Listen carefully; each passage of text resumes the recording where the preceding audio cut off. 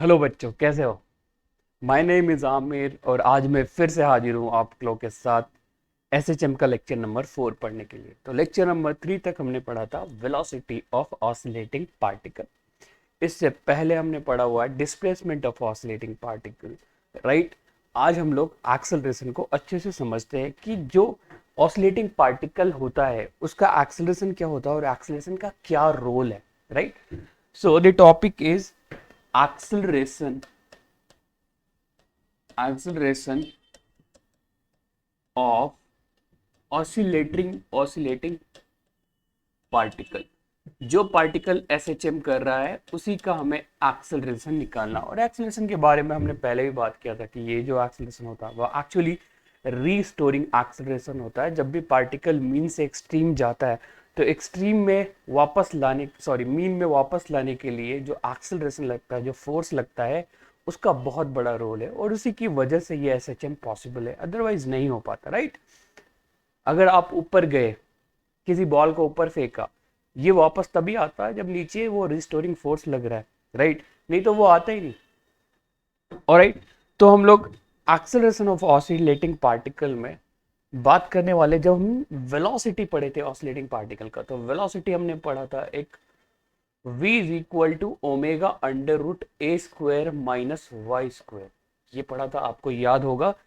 Lecture number 3 में we have seen two format of acceleration. एक हमने टाइम के फॉर्मेट में पढ़ा था जो था v is equal to A omega cos omega T, और दूसरा था डिस्प्लेसमेंट के फॉर्मेट में which is v is equal to omega under root A square minus Y square, जहाँ पे ओमेगा एंगुलर फ्रीक्वेंसी है, ए एम्पलीट्यूड है ऑसिलेटिंग पार्टिकल का, और वाई डिस्प्लेसमेंट है ऑसिलेटिंग पार्टिकल का, राइट। अगर मैं इसी चीज को आगे बढ़ता हूँ, दूसरा इक्वेशन लिखता हूं, तो वो क्या था, A omega cos omega t, right. ये क्या था बच्चों, ये था हमारा वेलोसिटी टाइम के फंक्शन, ठीक। अब जैसे मेरे को पता है एक्सेलरेशन निकालने के लिए इसको एक बार डिफरेंशिएट करना पड़ेगा, तो what I will write, dv by D T that is equal to A omega, तो कांस्टेंट है यहीं पे रहेगा, sine omega cos omega T का डिफरेंशिएशन जो है, कॉस का तो हो जाएगा माइनस साइन, और ये साथ में जो ओमेगा लगा हुआ उस ओमेगा का क्या हो जाएगा, इनटू ओमेगा। तो हम लोग इसको क्या लिख सकते हैं, minus A omega square sine omega t, right.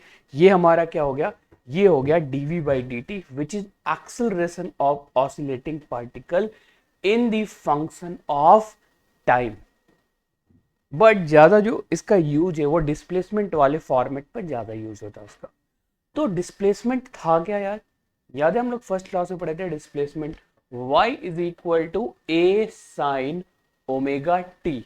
तो साइन ओमेगा टी को हम लोग क्या लिख सकते हैं बच्चों, y बाई, ये तो छोड़ दो, y इज इक्वल टू अपन क्या लिख सकते हैं, ए साइन ओमेगा टी। तो यहाँ पे जो है ए साइन ओमेगा टी, उसको क्या लिख सकते हैं y, और dv बाई डी टी को हम लोग लिख सकते हैं dv by D T is equal to acceleration that is equal to, ये माइनस पहले से है, ओमेगा स्क्वायर है ही, बाकी A sine omega T, A sine omega T को हम लिख दिए y। तो हमारा एक्सेलरेशन किसके बराबर आया, minus omega square y, which is in the format of displacement, right.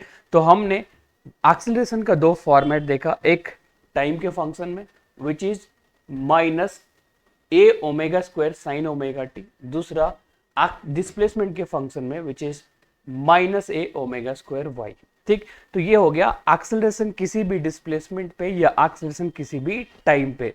जब मेरे को मैक्सिमम की बात करनी होगी तो ऑब्वियसली y की वैल्यू जब मैक्सिमम होगा तो मेरा एक्सेलरेशन भी मैक्सिमम होगा। तो when will talk about maximum acceleration, A max, तो जो formula minus omega square Y, वहां पे मैं क्या रख दूं, ए। तो ए मैक्स की वैल्यू आ गई माइनस ओमेगा स्क्वायर ए, ये होता है मैक्सिमम एक्सेलरेशन। और कहां पे होता है, एक्सट्रीम पोजीशन पे होता है, एक्सट्रीम पोजीशन पे। अगर मैं मीन पोजीशन पे बात करूं तो यहाँ पे जो था A is equal to minus omega square y, y की वैल्यू जीरो रखेंगे तो ए जीरो हो जाएगा, कहाँ पे, मीन पोजीशन पे। तो मीन पोजीशन पे ए की वैल्यू क्या होती है बच्चों, जीरो होती है, और एक्सट्रीम पोजीशन पे होती है maximum, that is minus omega square A, right. So this is basic, fundamental theory of acceleration of oscillating particle. I hope आपको समझ में आया होगा. So thank you so much guys, please take care.